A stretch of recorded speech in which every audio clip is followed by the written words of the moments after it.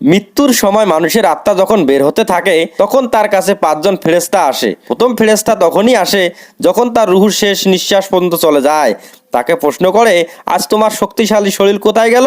যখন আত্মা পুরোপুরি বের হয়ে যায় তখন দ্বিতীয় ফেরেশতা আসে আর বলে, আজ তোমার ধন দৌলত কোথায় গেল, যেগুলো তুমি জমা করে রেখেছো?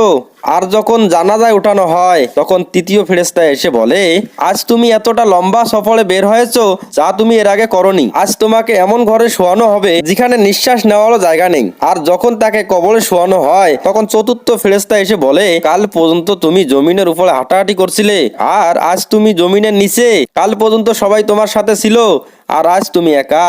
যখন কবরের মাটি দেওয়া হয় আর সবাই চলে যায়, পঞ্চম ফেরেশতা এসে বলে, তোমার সব আপনজন তোমায় একা রেখে চলে গেছে।